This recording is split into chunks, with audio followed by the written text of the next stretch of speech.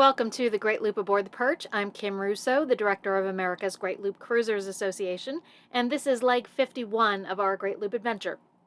Today we're going from Orillia to the Big Chute Marine Railway, which is lock number 44 on the Trent-Severn waterway. So there is a shot of us leaving the beautiful harbor there at the port of Orillia Marina, which is an AGLCA sponsor, and we highly recommend you checking them out. And our track today takes us on kind of a wide open area initially. We left shortly after 7 a.m. As you may know from watching these videos or from general information, the locks on the Trent-Severn don't open till 9 a.m. But this is one of the first days in a little while that we don't have to hit a lock almost immediately after leaving our slip.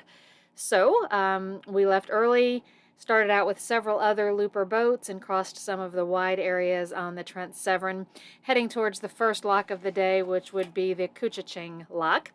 We did get tied up for a little while, though, at a railroad bridge, which opens at 9-ish. And I believe the sign actually said 9-ish. There's a bunch of looper boats waiting for the bridge.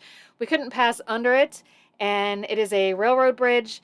It opens, but there was a train coming through, or they knew was about to come through about 9 a.m., so they held the bridge for the train. So by the time the train had gone through, it was closer to 9:30, I'd say, when we got through the railroad bridge and then worked our way just the short distance to the Couchiching lock.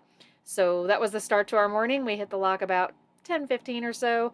There are a few Great Loop boats in the lock, and we are locking down at this point.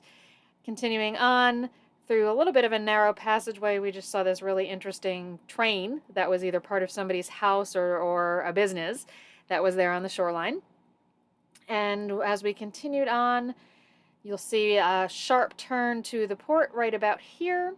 And we're following some other looper boats through this kind of winding portion of the Trent-Severn waterway as we head for the next lock, which would be Swift Rapids. So beautiful day for cruising for most of the time. As you'll see shortly, we did hit kind of a squall, a brief rainstorm.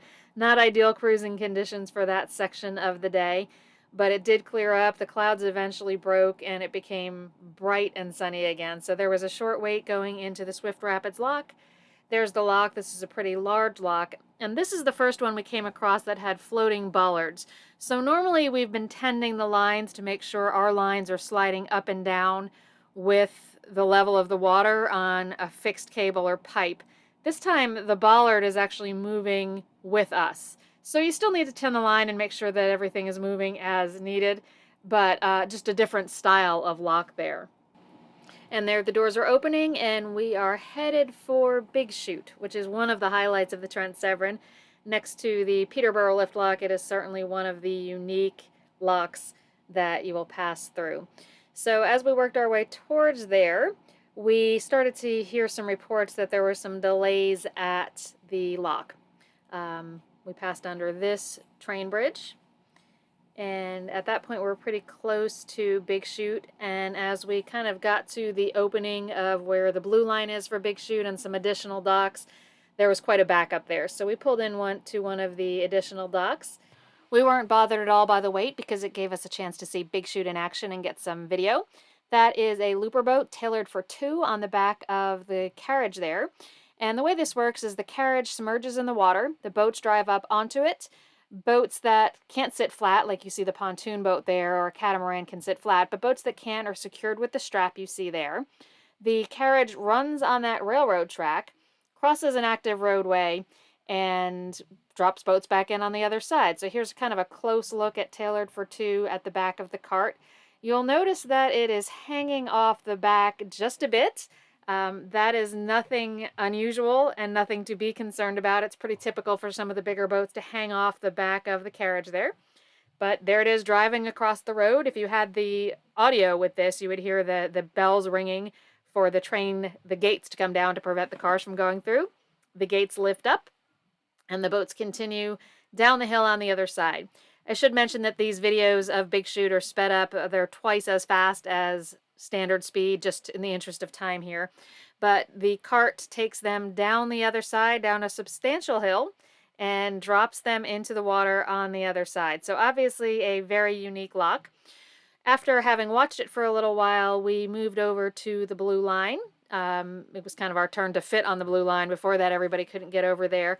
But shortly thereafter, the lockmasters came over and explained that they would not be able to get everybody through that day after a 90-minute delay for some needed maintenance. So we stayed on the wall with several other boats that night. Tying up to the wall is a great option, and we were there on the blue line ready to lock through the next day. So we'll cover our own trip on Big Chute in our next video, which will take us from here above the Big Chute lock on through to the end of the Trent-Severn and out to Midland, which is on Georgian Bay. But this was our first look at Big Chute, and really a thrill, really a unique lock and a highlight. Our log for the day shows us at 5 hours underway.